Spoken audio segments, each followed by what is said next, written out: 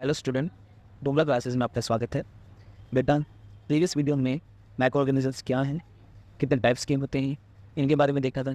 और first bacteria जो अपन ने देखा था उसके बारे में देखा था, उसके फीचर्स के बारे में अपन ने देखा था कि सेल वॉल कैसे होती है, सब कुछ ब्ला ब्ला ब्ला।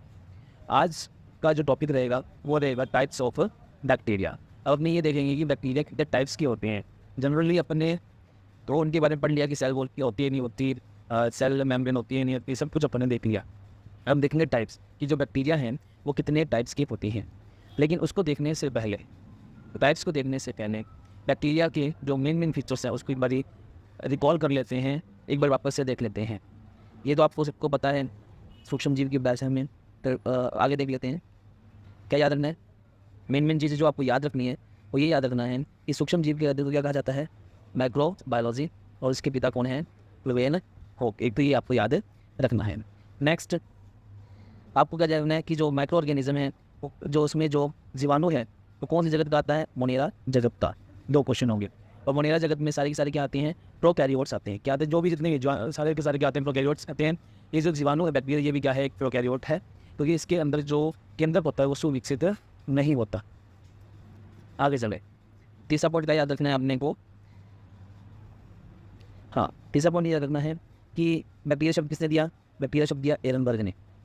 ठीक है, ये आपको पता होगा। बैक्टीरियोलॉजी के पिता किसे कहते हैं? लुवेनहॉक को। जीवित कोश की खोज किसने की थी? लुवेनहॉक ने। क्या नाम दिया था? एनिमल कूले। क्या नाम दिया था? एनिमल कूले नाम जो है उन्होंने दिया था, किन्होंने? लुवेनहॉक ने। और क्या देखना है? कृत्रिम संवर्धन सबसे पहले किसने किया? तो कृत्रिम संवर्धन सबसे पहले किया था रॉबर्ट कोच ने। ये आपको याद रखना है। आगे चले, अगला कैटल के अंदर एंथ्रेक्स रोग और जो मनुष्य है उसके अंदर तपेदिक और हैजा रोग के बारे में बताया था किसने? रॉबर्ट कोच ने। नेक्स्ट, रॉबर्ट कोच को इसलिए बैक्टीरिया और बीमारी के बीच संबंध स्थापित करने वाले साइंटिस्ट के रूप में हम जानते भी हैं। एक चीज़ याद रखना है, जीवाणु विज्ञान के पिता किसे कहा जाता है? तो ध्यान रखना है कि जो जीवाणु विज्ञान है उस जीवाणु विज्ञान के पिता को रॉबर्ट कोच कहा जाता है। आधुनिक जीवाणु विज्ञान। वैसे अगर आप जीवाणु विज्ञान पूछे तो लुवेनहॉक करना है। अदरवाइज अगर आपसे मॉडर्न बैक्टीरियोलॉजी के बारे में पूछा जाए तो उसकी आपको क्या करना है? रॉबर्ट कोच करना है। ठीक है, आगे चले। किन्हीं बैक्टीरिया के कारण होता है, ये किसने कहा था? ये लुईस पास्चर ने कहा था। जर्म थ्योरी ऑफ डिसीज किसने दी थी? ये भी लुईस पास्चर ने दी थी। एंटीसेप्टिक थ्योरी किसने दी थी? जोसेफ लिस्टर ने जो था वो दी थी एंटीसेप्टिक जो थ्योरी दी थी। ठीक है, आगे चले। सिस्टेमा नेचुरी और जिनेरा प्लैटिनम, ये जो बुक है वो किसने लिखी थी? ये बुक लिखी थी बेटा लिनियस ने। और कल्चर टेक्निक के बारे में लिशनेर ने बताया था। ये प्रीवियस वीडियो में अपने देखा भी था। तो ये सारे मोस्ट इंपॉर्टेंट फैक्ट्स हैं। फिर इसके बाद अपन ने बैक्टीरिया की जो संरचना है उसके बारे में देखा था। क्या देखा था? ध्यान दें, सबसे बाहरी जो परत होती है उस बाहरी परत को कहते हैं बेटा कैप्सूल या स्लाइम लेयर। ये कैप्सूल होता है। ठीक है, उसके अंदर मिडल लेयर आ जाती है, इसे हम कहते हैं बेटा सेल वॉल। और उसके बाद जो बनती है उसको हम कहते हैं प्लाज्मा मेम्ब्रेन। और इस प्लाज्मा मेम्ब्रेन की जो है वलन की हुई संरचना होती है कई कई जगह पर, जिसमें क्या पाए जाते हैं? मीजोसोम्स पाए जाते हैं। मीजोसोम्स। और ये जो मीजोसोम्स होते हैं ये श्वसन वर्णक होते हैं। इससे जो बैक्टीरिया है क्या लेता है? शोषण लेता है। ठीक है, बैक्टीरिया भी शोषण के दो तरह के होते हैं, एक होता है वायवीय और एक होता है अवायवीय। ये साइटोप्लाज्म के अंदर, ये साइटोप्लाज्म है, इस साइटोप्लाज्म के अंदर ये जो ग्रीन ग्रीन सा है जो कि एक साथ है उसे हम राइबोसोम्स कहते हैं। और ये बीच वाला है इसे हम कहते हैं बेटा न्यूक्लियोइड रीजन, जिसके अंदर क्रोमोसोम्स होते हैं और इसमें मुख्य डीएनए होता है, वो अनुवांशिकता में काम आता है। और ये जो है ये प्लाज्मिड होता है। प्लाज्मिड यानी कन्या डीएनए होता है जिसका यूज जेनेटिक इंजीनियरिंग के अंदर किया जाता है। और ये जो उभरे हुए हैं ये वाले इसे हम कहते हैं फिलाई या फिर रोम कह सकते हो। ठीक है, और ये जो येलो वाले हैं उन येलो वालों को क्या कहा जाता है? इन येलो वालों को कहा जाता है बेटा फूड ग्रैनुल। और साथ साथ यहाँ पर एक क्या निकली होती है? ये की निकली होती है फ्लैजिलम। ठीक है, फ्लैजिलम के आधार पर बैक्टीरिया को आगे बांटेंगे। चलिए आगे फिर मैंने आपको बताया था कि इसकी जो कोशिका भित्ति होती है वो पेप्टिक ग्लाइकोन की होती है। अगर ये ऑप्शन में ना हो तो एन एसिटाइल ग्लूकोजामिन आएगा। अगर ये भी ऑप्शन में ना हो तो एन एसिटाइल न्यूमेरिक अम्ल आएगा। इन तीनों में से कोई एक आ जाएगा। और अगर इसको नष्ट करना हो तो उसमें हमने इसका गठन किससे होता है? लाइसोजाइम एंजाइम के द्वारा इसका क्या होता है बेटा? अपघटन होता है। आगे चल रहा है। कुछ जीवाणु में कोशिका भित्ति के बाहर पॉलीसैकेराइड या पॉलीपेप्टाइड का गमना कैप्सूल होता है जो केवल रोगजनक जीवाणु के अंदर उपस्थित होता है। ठीक है, जैसे जो भी अपने को डिसीज होती है उस बैक्टीरिया से, वो सारे के सारे जो बैक्टीरिया होंगे उसके बाहर क्या होगा? कैप्सूल होगा। और उसकी जो कैप्सूल होगा वो किससे बना होगा? पॉलीपेप्टाइड या पॉलीसैकेराइड का बना होगा। आगे चलते हैं। ध्यान दें कि जो बैक्टीरिया है उसकी जो कोशिका झिल्ली है वो लिपोप्रोटीन यानी ग्लाइकोप्रोटीन और फॉस्फोलिपिड की बनी हुई होती है, जिसमें श्वसन पाया जाता है, जिसमें हमने बताया था। और उसके अंदर जैसे मिजोसोम्स कहते हैं, जैसे बैक्टीरिया माइटोकॉन्ड्रिया कहते हैं, जिसकी जो खोज है वो किसने की थी? F James. एफ जेम्स ने इसकी क्या की थी बेटा? खोज की थी। आगे चलते हैं। आगे अपन ने क्या की देखा था कि जो बैक्टीरियल लाइसोसोम्स होते हैं उसमें पेरिप्लाज्मिक अवकाश पाया जाता है, जिसमें जलबनी एंजाइम हाइड्रोलाइज पाया जाता है। ठीक है, लाइसोसोम तो नहीं पाया लेकिन उसकी तरह एक अवकाश पाया जाता है जिसमें हाइड्रोलेज एंजाइम पाया जाता है। और बैक्टीरिया में 70S जो राइबोसोम्स पॉलीसोम्स के रूप में पाया जाता है। पॉलीसोम्स मैंने आपको बताया भी थे कि एक जगह पर बहुत सारे क्या कहलाते हैं, जैसे ये देखो, ये जो मैंने बनाया ये वाला, ये पॉलीसोम्स। ठीक है, आगे चलें। फिर मैंने बता दिया ये वाला, ये पूरा मैंने आपको बता दिया। डबल स्टैंडर्ड डीएनए पाया जाता है, नाशक पदार्थ है। और छोटा का डीएनए पाया जैसे प्लाज्मिड कहा जाता है, जिसका जेनेटिक इंजीनियरिंग में वाहक के रूप में क्या किया जाता है? प्रयोग किया जाता है। आगे देखते हैं। फिर न्यूक्लियोइड्स को क्या कहा जाता है? न्यूक्लियोइड्स को ध्यान रखना जेनोफेयर या फाइब्रिलर न्यूक्लियस कहा जाता है, क्योंकि इसमें कोशिका झिल्ली और केंद्रिका नहीं होती। ये ध्यान रखना है, एक चीज़ ध्यान रखना है, यहाँ पे कोशिका झिल्ली नहीं आएगा, यहाँ पर आएगा बेटा केंद्रक झिल्ली, और केंद्रिका नहीं होती, ये ध्यान रखना। ठीक है, केंद्रक झिल्ली नहीं होती और केंद्रिका नहीं होती, इसकी वजह से इसे क्या कहा जाता है? अल्प विकसित कहते हैं, और इसको प्रोकैरियोट्स में रखा जाता है। और बैक्टीरिया में स्ट्रॉन्ग प्रोटीन की जगह एक नॉन स्ट्रॉन्ग प्रोटीन पाया जाता है, जिसका नाम है पॉलीएमीन है। क्या नाम है बेटा? पॉलीएमीन इसका नाम है। आगे देखें कि जीवाणु में असूत्री विभाजन होता है। 3 तरह के विभाजन होते हैं, समसूत्री, अर्धसूत्री और असूत्री। तो असूत्री विभाजन इसके अंदर होता है। और भोजन बनाने के दौरान ये बैक्टीरिया जल का प्रयोग नहीं करते हैं, और जल का प्रयोग नहीं करते तो ये ऑक्सीजन को रिलीज नहीं करते। और MCQ में बहुत बार पूछा गया है कि कौन जो ऑक्सीजन को रिलीज करता है। ऑप्शन में थे बैक्टीरिया, प्लांट्स, वायरस, इस तरह के 4 क्वेश्चन थे। तो उसके अंदर जो है आंसर जो है उस क्वेश्चन अकॉर्डिंगली जो है उसका आंसर आना था। तो ये ध्यान रखना है, भोजन बनाते समय बैक्टीरिया जल का प्रयोग नहीं करते और ये ऑक्सीजन को रिलीज नहीं करते। ठीक है जी, ये आपको याद रखना है। ठीक है जी, आज हम देखेंगे कि बैक्टीरिया के प्रकार। देखो क्या देखेंगे आज अपने देखेंगे types of bacteria. Types of bacteria, पहला नंबर आएगा पोषण के आधार पर। एक मैं बता देता हूँ कौन कौन से होंगे। पहला जो आएगा वो आएगा बेटा संरचना के आधार पर। दूसरा आएगा फ्लैजिला के आधार पर, जिला इसके आधार पर। दूसरा आएगा बेटा जिला के आधार पर। तीसरा इसमें आएगा बेटा पोषण के आधार पर। चौथा आएगा बेटा इसके अंदर फ्लैजिला आधार पर हो गया, पोषण के आधार पर हो गया ग्राम, यानी एक साइंटिस्ट हुए थे, उनका नाम था ग्राम था साइंटिस्ट का नाम, तो क्रिश्चियन ग्राम था। तो उनने इनको 2 भागों में बैक्टीरिया को बांटा था। ठीक है, तो सबसे पहले अपने देखेंगे कि जो संरचना है उसके आधार पर बैक्टीरिया को कितने प्रकार से बांटा गया है। आइए देखें। संरचना के आधार पर तो देखो सबसे पहले आता है इसके अंदर, वो आता है कोकाई या कोकस। कोकाई या कोकस यानी कि देखो कोकस सिंगुलर वर्ड है और जो कोकाई है वो प्लूरल वर्ड है। ठीक है, अगर एक है तो सिंगुलर हो तो कोकस कह देते हैं, अगर एक से ज़्यादा है तो क्या देते हैं अपने इसको कोकाई। इनकी शेप जो होती है वो इस तरह की होती है, राउंड राउंड, इस तरह की राउंड। ये देखो ऐसे इस तरह, ये देखो, ये दिख रहा है आपको, पूरा का पूरा राउंड है। देखो ये राउंड, ये राउंड, ये राउंड। तो ये जो होती है इसको हम कहते हैं कोकाई या कोकस कहा जाता है। इस शेप को संरचना के आधार पर है, ये आकार के आधार पर है। ये होगी इसकी पहली टाइप। ठीक है, इसे हम गोलाकार भी कहते हैं।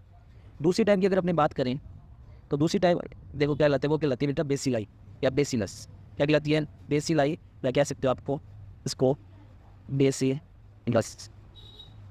अब ये जो है वो इस तरह का होता है, आपने बेलन देखा होगा, बेलन जैसा होता है, इसे हम छेड़ाकार भी कहा जाता है। इस तरह आप देख सकते हो, इस तरह ये बनी हुई है। ये देखो, ये देखो, इस तरह ये होता है बेलनाकार या छड़ाकार भी से कहा जाता है। तो बेसिलाई पहला फोकस या फोकाई, दूसरा बेसिलस या बेसिलाई। ठीक है, नेक्स्ट देख लेते हैं अपने स्पाइरल। स्पाइरल का मतलब क्या होता है? स्पाइरल का मतलब होता है सर्पिला का, सर्पिल आकृति। इसमें क्या होता है कि ऐसे स्पाइरल के फॉर्म में होता है, इस तरह आपको दिख भी रहा होगा। अगर मैं दिखाऊं तो ये देखें, ये देखो, ये स्पाइरल, ग्रेशिया स्पायरो। और ये जो निकले हुए हैं इनको कहलाते हैं फ्लैजिला। क्या कहते हैं? फ्लैजिला। आगे बताएंगे। इधर ये स्पायरल, स्पायरल की फॉर्म में ये होते हैं। ठीक है जी, ये हो गया तीसरा टाइप, संरचना के आधार पर तीसरी टाइप। अगला देखते हैं चौथी, विब्रियो। तो चौथी जो आती टाइप वो आती है बेटा विब्रियो। ये होती बेटा इस तरह कोमा, आपने कोमा डाल लिखते हैं देखो कोमा। अब आप इसमें देख सकोगे कि कोमा बन रहा है, देखो ऐसे कोमा, ऐसे देखो कोमा, ऐसे कोमा। ठीक है, तो ये कोमे के आकार, ये देखो कोमा, इस तरह के आकार के ये होते हैं। यानी ये कोमे जो शेप होती है उस कोमा से लाइक शेप जो होती है उसे हम कहते हैं बेटा विब्रियो। तो ये हो गया बेटा संरचना के आधार पर क्या हो गए बैक्टीरिया। तो संरचना के आधार पर बैक्टीरिया को कितने भागों में बांटा गया है? तो ध्यान रखना है कि संरचना के आधार पर बैक्टीरिया को 4 भागों में बांटा गया है। तो वो 4 भाग कौन कौन से हैं? तो ध्यान रखना, पहला भाग आता है वो आता है बेटा कोकाई, कोकाई। दूसरा आता है बेसिलाई। तीसरा जो आता है वो आता है स्पाइरल, स्पाइरल। और जो चौथा जो आता है वो आता है बेटा अपना विब्रियो, विब्रियो। ठीक है, पहला आता है कोकाई, दूसरा आता है बेसिलाई, तीसरा आता है स्पाइरल। ठीक है, और जो चौथा आता है वो आता है विब्रियो। ठीक है, तो ये जो होता है ये हो गया बेटा संरचना के आधार पर। तो संरचना के आधार पर जो है ये 4 भागों में इन्होंने जो है वो बांटा है। ठीक है जी, उसके बाद हम बात करते हैं कि बैक्टीरिया फ्लैजिला के आधार पर कितने पार्ट्स में होते हैं। नहीं, अगर मैं फ्लैजिला की बात करें तो फ्लैजिला की बात जो कि निकला होता है, देखो फ्लैजिला के अकॉर्डिंगली इसको 6 भागों में बांटा गया। कितने भागों में बांटा गया है बेटा? 6 भागों में बांटा गया है फ्लैजिला के आधार। तो ऐसा बैक्टीरिया जिसमें एक भी फ्लैजिला नहीं होती है इसे हम कहते हैं अट्राइकस। क्या कहते हैं? अट्राइकस कहा जाता है जिसमें एक भी फ्लैजिला नहीं होती। और जिसमें एक फ्लैजिला होती है उसे हम कहते हैं जी मोनोट्राइकस। क्या कहा जाता है? मोनोट्राइकस। और ऐसे बैक्टीरिया जिसमें 2 होती है फ्लैजिला लेकिन दोनों ही अपोजिट होती है। अपोजिट का मतलब एक इस तरफ और एक इस तरफ। तो ऐसी जो बैक्टीरिया होते हैं उन्हें हम कहा जाता है एम्फीट्राइकस। क्या कहा जाता है? एम्फीट्राइकस कहा जाता है, अपोजिट होने को कहा जाता है। यानी कि अगर ऐसा बैक्टीरिया जिसकी फ्लैजिला अपोजिट डायरेक्शंस में, एक इस तरफ और एक इस तरफ, उसे हम कहते हैं एम्फीट्राइकस। क्या कहा जाता है? एम्फीट्राइकस। और जो फ्लैजिला जो हो वो हर एक जगह से निकली हुई हो तो उसे हम कहते हैं पेरीट्राइकस। क्या कहा जाता है? पेरीट्राइकस कहा जाता है। पांचवा टाइप आता है कि अगर फ्लैजिला 1, 2 या 2 से अधिक एक ही जगह से निकली हो, जैसे यहाँ पे 3 निकली हैं एक ही जगह से, तो उसे हम कहते हैं लोफोट्राइकस। क्या कहा जाता है? लोफोट्राइकस कहा जाता है। क्या कहा जाता है? लोफोट्राइकस। अब जैसे मैंने बताया था कि अगर अपोजिट साइड से एक निकली हुई फ्लैजिला तो उसको हम कहते हैं एम्फीट्राइकस। लेकिन अपोजिट साइड से एक से ज़्यादा निकली हो, देखो यहाँ पे जैसे यहाँ पे 3 निकली हैं और इसके अपोजिट साइड से भी क्या निकली हैं? 3 निकली हैं, एक से ज़्यादा निकली है तो उसको हम कहेंगे बेटा सेफलोट्राइकस। क्या कहेंगे? सेफलोट्राइकस कहेंगे। तो दोबारा देख लेते हैं क्या है। जिस पर एक भी ना हो तो उसे हम कहेंगे अट्राइकस। जिसमें एक ही तरफ हो तो उसे हम कहेंगे मोनोट्राइकस। जिसमें 2 हो, अपोजिट डायरेक्शन में हो कितनी? एक ही हो, एक इस तरफ हो और एक इस तरफ हो तो उसे हम कहेंगे एम्फीट्राइकस। और सारी जगह हो तो उसको पेरीट्राइकस।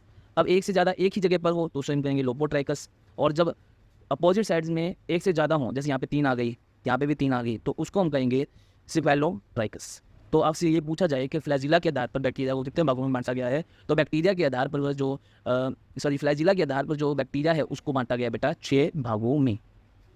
आगे हम देखते हैं पोषण के आधार पर बैक्टीरिया। किस पर आधार पर? पोषण के आधार पर बैक्टीरिया। ये जो बैक्टीरिया है उस बैक्टीरिया को पोषण के आधार पर 2 भागों में बांटा गया है। ये 1 नंबर और ये हो गया 2 नंबर। पहला आता है ऑटोट्रोफिक। ऑटोट्रोफिक का मतलब स्वपोषी। ऐसे बैक्टीरिया जो अपना भोजन स्वयं बनाते हैं उसे हम कहते हैं ऑटोट्रोफिक या स्वपोषी। और दूसरा आता है हेट्रोट्रोफिक, परपोषी, यानी कि ऐसे बैक्टीरिया जो अपना भोजन स्वयं नहीं बनाते, दूसरों पर निर्भर रहते हैं किसी न किसी माध्यम से। तो सबसे पहले हम बात करेंगे किसकी? सबसे पहले हम बात करेंगे ऑटोट्रोफिक की। ऑटोट्रोफिक को 2 भागों में बांटा गया है। ठीक है, एक हम लिखेंगे तो लिखा हुआ है प्रकाश संश्लेषी और जो दूसरा आता है वो आता है रसायन संश्लेषी। 2 कौन कौन से पार्ट हैं? एक है प्रकाश संश्लेषी और दूसरा कौन सा है बेटा? रसायन संश्लेषी है। और ये जो परपोषी है इस पर पहला आ गया परजीवी, दूसरा आ गया मृतोपजीवी, तीसरा आ गया सहजीवी। तो ये 3 भागों में बांटा गया है किनको? परपोषी को। सबसे पहले अपने स्वपोषी पढ़ेंगे, इसके टाइप्स पढ़ेंगे। आगे चलो, तो सबसे पहले आता है प्रकाश संश्लेषी, इसका नाम है फोटो ऑटोट्रोफिक। अब इसके अंदर 3 चीज़ें याद रखनी है। 2 जितने भी नॉन सल्फर बैक्टीरिया हैं, नॉन सल्फर बैक्टीरिया, वो सारे के सारे कहाँ आएंगे? प्रकाश संश्लेषी में। सिर्फ इसका एक ही एग्जाम्पल आपको याद रखना है जो कि एग्जाम में पूछा जाता है। वो क्या है? रोडोस्पिरिलम। क्या है? रोडोस्पिरिलम। तो रोडोस्पिरिलम किस प्रकार का बैक्टीरिया है? तो रोडोस्पिरिलम जो है वो नॉन सल्फर बैक्टीरिया है और फोटो ऑटोट्रोपिक बैक्टीरिया है। तो फोटो ऑटोट्रोपिक बैक्टीरिया के अंदर आता है रोडोस्पिरिलम और नॉन सल्फर बैक्टीरिया भी इसे कहा जाता है। अब सल्फर वाले दो ही बैक्टीरिया आपको याद रखनी है, एक याद रखना है ग्रीन सल्फर बैक्टीरिया और एक याद रखना है पर्पल सल्फर बैक्टीरिया। तो ग्रीन सल्फर बैक्टीरिया के अंदर आपको क्या याद रखना है, क्लोरोबियम। क्लोरोबियम कैसा है, ग्रीन सल्फर बैक्टीरिया है, प्रकाश संश्लेषी बैक्टीरिया है। दूसरा याद रखना है क्रोमोएटियम, जो क्रोमोएटियम है वो पर्पल सल्फर बैक्टीरिया है। क्या है, पर्पल सल्फर बैक्टीरिया कौन है, क्रोमोएटियम है। ठीक है, अब क्रोमोएटियम कैसे याद रखोगे इसका है, देखो एक याद रखना कैप, CAP कैप, C से क्या बन जाएगा क्रोमो, A से क्या बन जाएगा, क्या बन जाएगा एटीएम, P से एक तो बनेगा फोटोट्रोफिक, याद हो गया, एक P से बनेगा पर्पल सल्फर बैक्टीरिया। तो आपको ये एग्जांपल याद भी हो जाएगा कि क्रोमो एटीएम जो है वो एक तो प्रकाश संश्लेषी बैक्टीरिया है और दूसरा पर्पल सल्फर बैक्टीरिया है। ठीक है जी। और क्लोरोबियम में आपको याद क्या रखना है, इसके अंदर आपको याद रखना BM यानी BG लिख लेना, क्या याद रखना BG। ठीक है, सब्जी, सब्जी में C याद रख लो, क्या लिखोगे सब्जी, तो सब्जी में देखो क्लोरोबियम, G से ग्रीन सल्फर बैक्टीरिया, क्या होगा सब्जी याद हो गया आपको। तो इस तरह इसके तीन ही आपको एग्जांपल याद रखने हैं, नॉन सल्फर बैक्टीरिया का रोडोस्पिरिलम, ग्रीन सल्फर बैक्टीरिया का क्लोरोबियम और पर्पल सल्फर बैक्टीरिया का क्या आ जाएगा, क्रोमोएटियम आ जाएगा। अब हम दूसरे पार्ट की इसकी बात करें, वो आता है बेटा रसायन संश्लेषी, जैसे मैंने आपको बताया था। अब इस रसायन संश्लेषी को आगे 6 भागों में बांटा गया है। वो आते हैं sulphur bacteria, iron bacteria, hydrogen bacteria, methane bacteria, carbon bacteria और नाइट्रीफाइंग बैक्टीरिया। तो आपको जो एग्जांपल याद रखने से ये दो ही याद रखने हैं, एक तो नाइट्रोसोमोनास और एक नाइट्रोबैक्टर, बस। और कोई एग्जांपल आपको याद नहीं करना क्योंकि एग्जाम में नहीं पूछा जाता। बस ये पूछा जाएगा कि हाइड्रोजन बैक्टीरिया किस प्रकार का बैक्टीरिया, तो आपको याद रखना है रसायन संश्लेषी बैक्टीरिया है, बस। तो याद रखने वाली दो ही चीज़ें, नाइट्रीफाइंग बैक्टीरिया, इसमें नाइट्रोसोमोनास और नाइट्रोबैक्टर, दैट्स ऑल। आगे चलो, आगे हम बात करते हैं, जहाँ से देखें परपोषी, कौन सा, परपोषी। और परपोषी के आधार पर मैंने 3 बताए थे, जिसमें एक अपने पढ़ रहे हैं मृतोपजीवी, जिसे हम कहते हैं सैप्रोफाइट्स, क्या कहते हैं, सैप्रोफाइटिक कहते हैं। अब ये मृतोपजीवी क्या करते हैं, ये सड़े गले या मरे हुए पदार्थों में उपस्थित जो भी कार्बनिक पदार्थ होते हैं उनसे ये भोजन क्या करते हैं, प्राप्त करते हैं।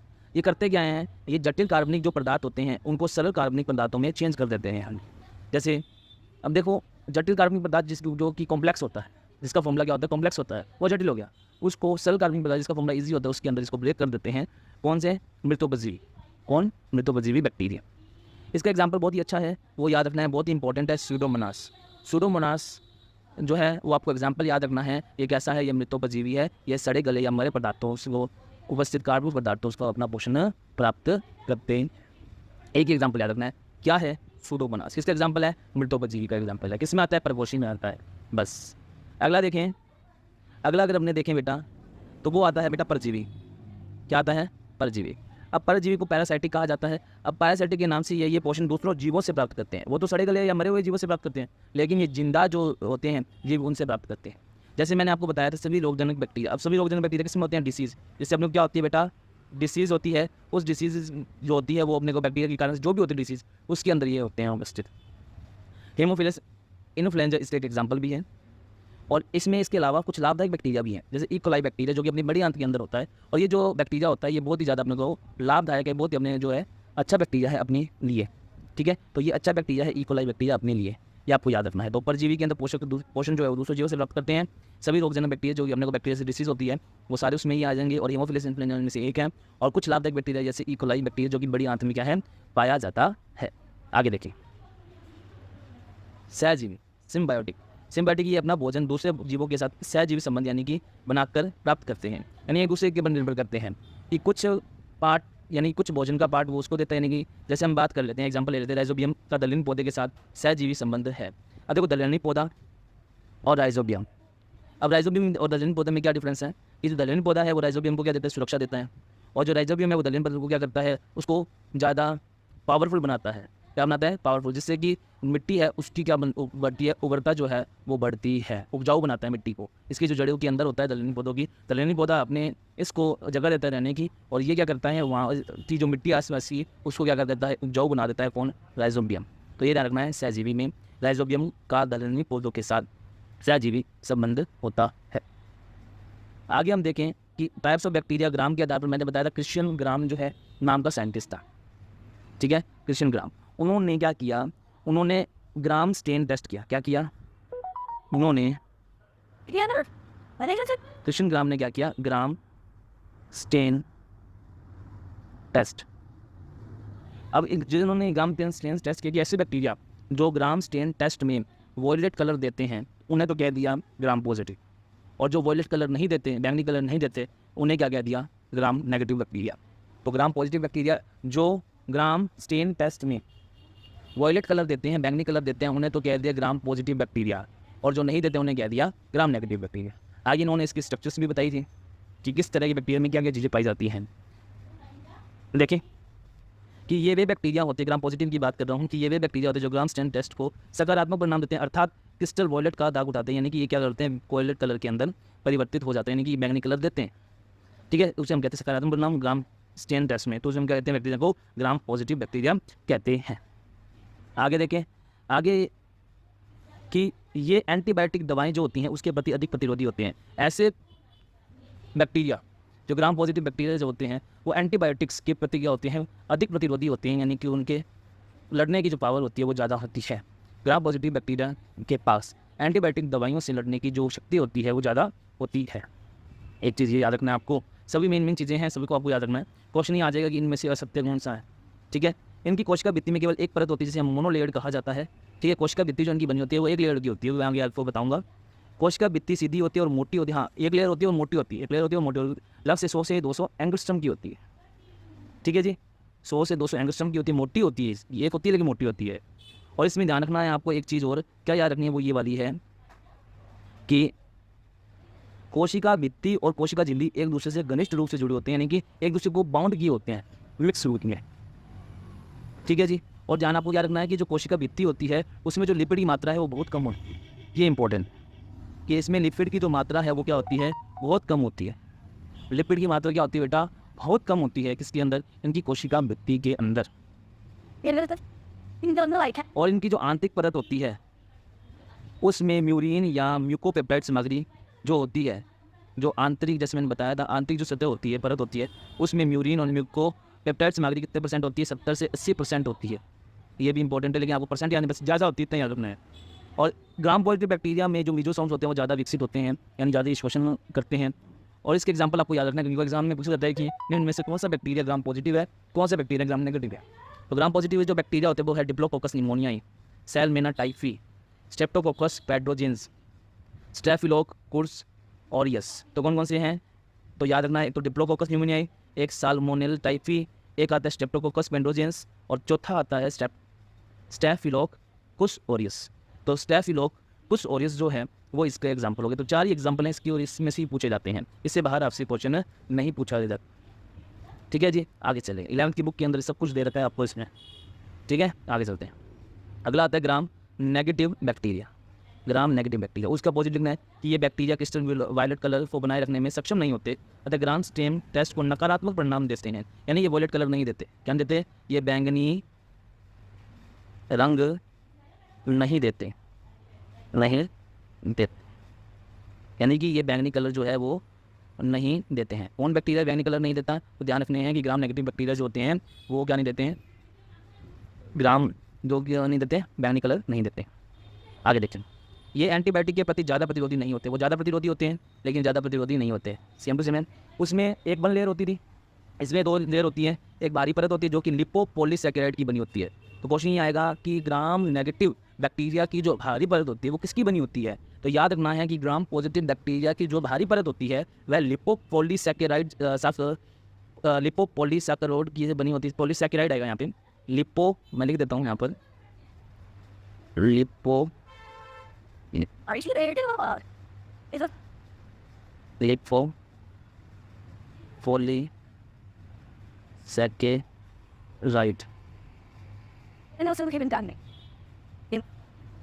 लिपोपॉलीसैकेराइड की बनी होती है।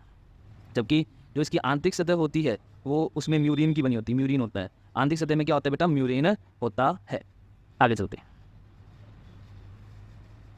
देखें सेल वॉल इसमें लहरदार होती है, जिसमें इसकी जो मोटाई होती है वो होती है 70 से 120 एंगस्ट्रम। उसकी कितनी होती थी, 100 से 200 एंगस्ट्रम, इसकी होती है 70 से 120 एंगस्ट्रम होती है।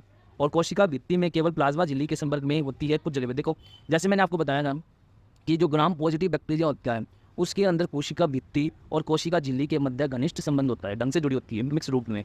लेकिन ग्राम नेगेटिव बैक्टीरिया के अंदर जो कोशिका भित्ति है और कोशिका झिल्ली है कई कई जगह पर ही अपने एक दूसरे में संपर्क रखती है, ठीक है जी, अदरवाइज वो नहीं रखती। देखो लिखा हुआ कोशिका भित्ति और प्लाज्मा झिल्ली के संपर्क में होती है कुछ जगह पर, यानी कुछ कुछ जगह पर ये संपर्क में रहती है और कुछ कुछ जगह पर नहीं होती। लेकिन ग्राम पॉजिटिव में ढंग से टाइटली जुड़ी होती है और इसमें लिपिड सामग्री 20 से 30% होती है, ज़्यादा है।